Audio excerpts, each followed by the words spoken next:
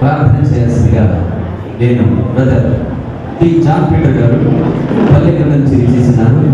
వారి నుంచి ప్రార్థనలో నటించాల్సిందిగా వారి సాధారణంగా వేదికగా ఆహ్వానిస్తున్నాను. దేవుడు స్తోత్రాలు. అందరికీ వందనాలు. సంతోషకరమైన దినం.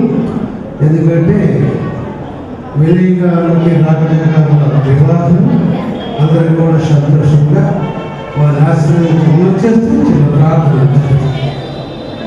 కలవచ్చు. పరిశుద్ధుడ పరలోకపు తండ్రి మహోన్నతుడ మహిమగల రాజా నీకు వందనాలు స్తుతులు స్తుతులు. ఇదిగోనైనా మీరు చేసేటువంటి అద్భుతాలలో ఇది ఒక అద్భుతం జరగబోతున్నారు. ఈ సమయంలో నా తండ్రి మరి వినయ్ గారు రాగజా గారి వివాహం ఎంతో శుభంగా జరిపి అందరినీ సంతోషపరిచి అద్భుతం చేయమని అడుగుతున్నాను.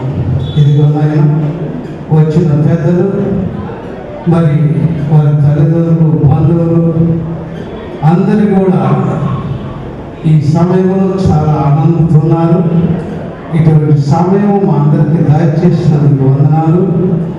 ఇదిగోనైనా ఆది నుండి అంతం వరకు మీరు నుండి మహిమలు జరపండి, అద్భుతాలు చేయండి.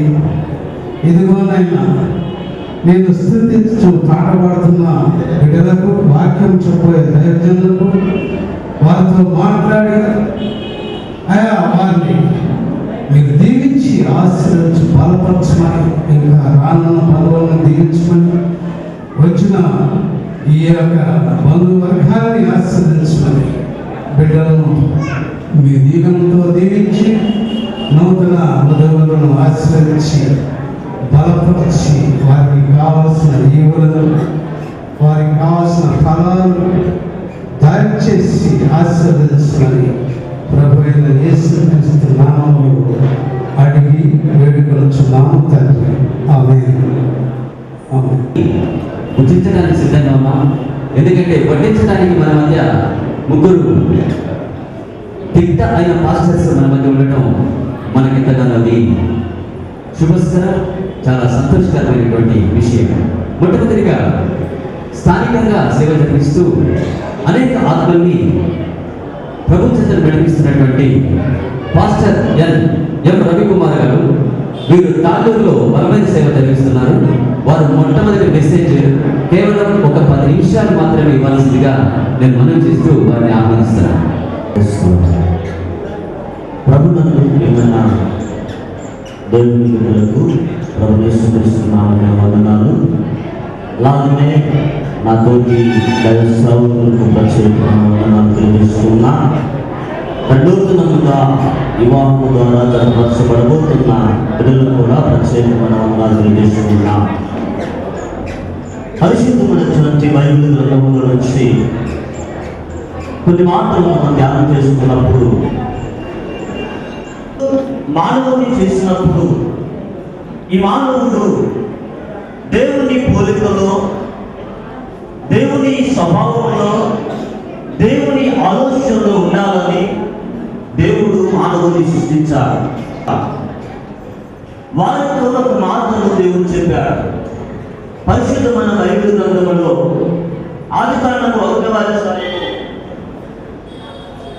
28వ వచనాన్ని ఎంతో సూచించను. దేవుని స్వరూపంలో వారిని సృష్టించను, స్త్రీగాను పురుషులుగాను వారిని అభివృద్ధి పొంది విస్తరించి భూమిని నిండించి దానిని లోపరుచుకొని. దేవుని బిడ్డలారా, వివాహము అనేది దేవుని యొక్క ఆశీర్వాదానికి సూచనగా ఉంటున్నది. దేవుని ఇక్కడ చదివించినట్లు మాట్లాడుతున్నా, మీరు ఫలించండి అనేది ఒక ప్రాముఖ్యమైనటువంటి పదం. ఫలము అనేది ప్రతి మానవుని యొక్క జీవితంలో దేవుడు ఉండాలని కోరుకుంటున్నారు. ఈ రోజుల్లో మన దేవుడు బిడ్డలారా, నీ రోజున నీ భార్య ఫలించిన ద్రాక్ష వల్ల వలె ఉంటుంది అంట. ఫలము అనేది ప్రతి మానవుని యొక్క జీవితంలో దేవుడు ఉండాలని కోరుకుంటున్నారు. ఈ రోజుల్లో మన దేవుడు బిడ్డలారా, నీ రోజున నీ భార్య ఫలించిన ద్రాక్ష వల్ల వలె ఉంటుంది అంట. ఫలము అనేది ప్రతి మానవుని యొక్క జీవితంలో దేవుడు ఉండాలని కోరుకుంటున్నారు. ఈ రోజున నీ భార్య ఫలించిన ద్రాక్ష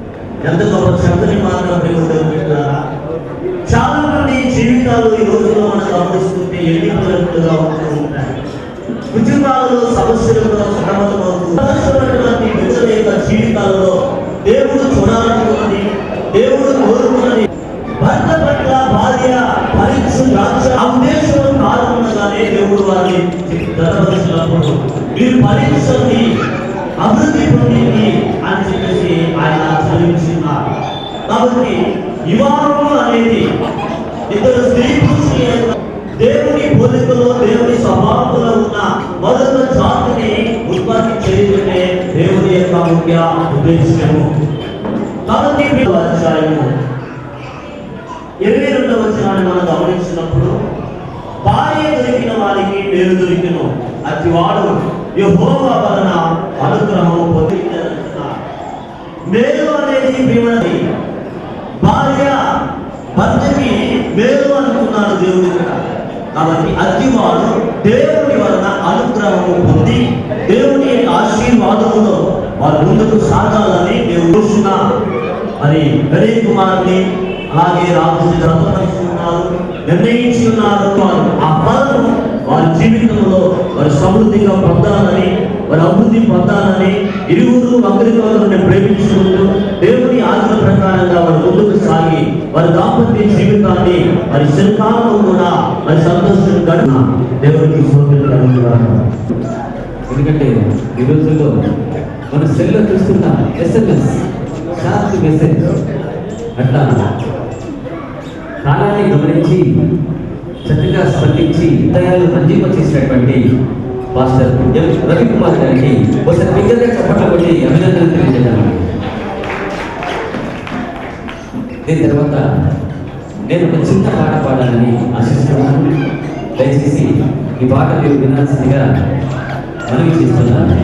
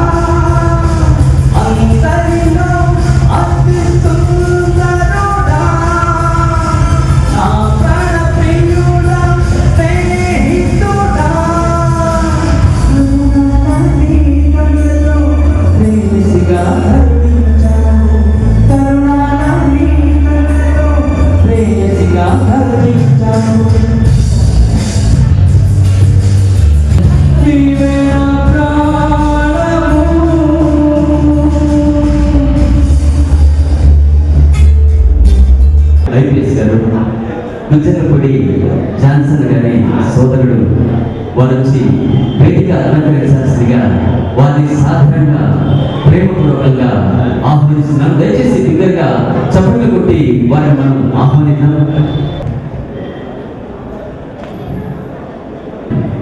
ఈ యొక్క సుదినాన్ని పురస్కరించుకొని ఎల్లందరూ చక్కటి సేవ జరిగిస్తూ అనేకులకు రక్షణ మార్గాన్ని చూపిస్తూ నన్ను కూడా రక్షణ మార్గంలో నడిపించినటువంటి పాస్టర్ తిమోతి గారు వచ్చి వారి యొక్క సందేశాన్ని క్లుప్తంగా ఇవ్వాల్సిందిగా మనం చేస్తూ వారిని సాధారణంగా ఆహ్వానిస్తున్నాను.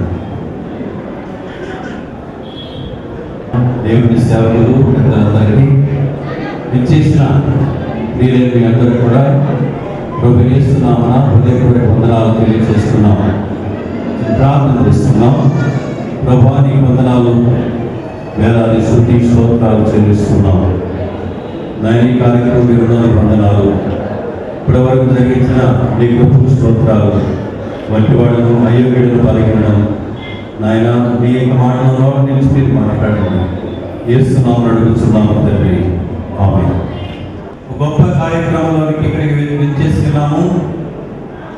వివాహము చాలా ప్రాముఖ్యమైనదని, అన్ని విషయాలలో ఘనమైనదని బైబిల్ చెప్పుట మనం ఎరుగుదాం. ఎందుచేతనంటే అసలు బైబిల్ గ్రంథం ప్రారంభం నుండి చివరి వరకు కూడా మొదటి గ్రంథమైన ఆది గ్రంథంలో వరకు మనం ఎక్కడ చూడలేటువంటి కానీ దీన్ని ఎరగనటువంటి ఆ గొప్ప వివాహం. ఒక్క మాట ఏంటంటే,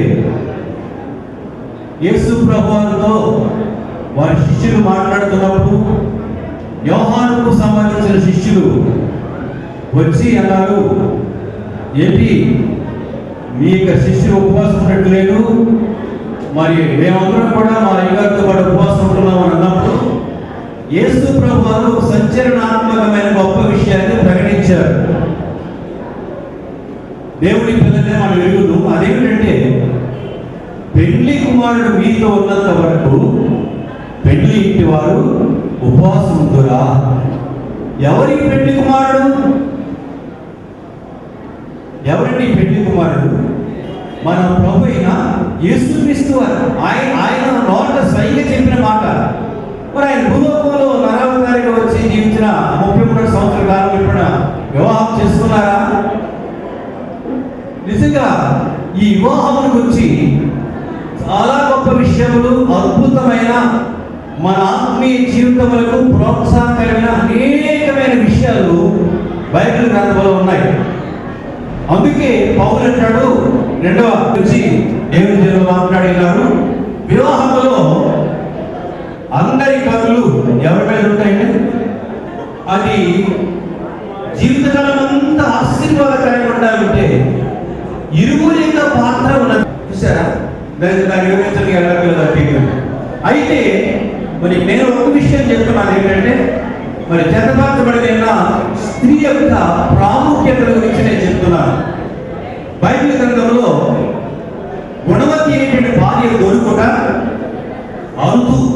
అంటే అసలు పెళ్ళికొడుకు అసలు ఎక్కడో వాళ్ళు ఉన్నారో ఇలా చూడండి, గుణవతి భార్య దొరుకుట అరుదు. ఒకవేళ ఎక్కడైనా దొరికితే ముత్యము కంటే చాలా అమూల్యమైనదని బైబిల్ గ్రంథం చెప్తున్నది పిల్ల. అలాంటి ముత్యం వంటి బిడ్డ కావాలంటే రాజు ఉండవలసిన ఒక మంచి విషయం ఏంటంటే, స్త్రీలారా మీ పురుషులకు చెప్పండి, మీ పురుషులకు లోబడి ఉండండి. స్త్రీలారా, ఇక్కడ పెళ్లి కుమార్తెకు ఉండవలసిన గొప్ప సుగుణం ఏంటంటే లోబడి విధేయత. నిజంగా ఈ విధేయత ఏదో భయానికో లేక ఎదుటివారి యొక్క అధికారానికో దానికో లోబడి కాదు. బైబిల్ చెప్తుంది కదా, సంఘము ఆమె చిన్ననాటి నుండి భక్తిలో పెరిగి దేవుని వాక్యమునకు తన జీవితంలో విధేయత చూపడం వలన గొప్ప ఆశీర్వాదం పొందినట్లు మనం ఎరుగుతాం. అదే రీతిగా ఎస్తేరు కూడా బైబిల్ గ్రంథంలో మనం చూసినప్పుడు ఆమె కూడా తల్లిదండ్రులు లేనిది పినతండ్రి పెంపకంలో పెరిగినది. కానీ ప్రియులారా, ఎస్తేరు ప్రభు పేరు నేను జ్ఞాపకం చేస్తాను. ఆ విధంగా మొదటిగా దేవుని వాక్యానికి కూడా విధేయత కలిగినది కావాలి. మన ప్రభుని సమయం ఇచ్చినటువంటి సహోదరులకి ఇక మైక్ అర్పిస్తున్నాం. వినిపించడానికి బ్రదర్ ప్రసాద్ గారు మన వద్దకు రావడం మనకెంతో ఉదాహరణ. వారొచ్చి వారి యొక్క గలమాధుర్యాన్ని వినిపించాల్సిందిగా మనం చేస్తున్నాం. దయచేసి సమయాన్ని దృష్టిలో ఉంచుకోవాలి.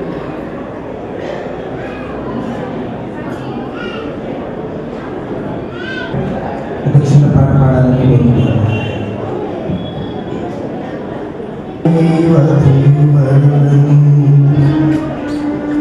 సౌఖ్యమించి కాయమునవరం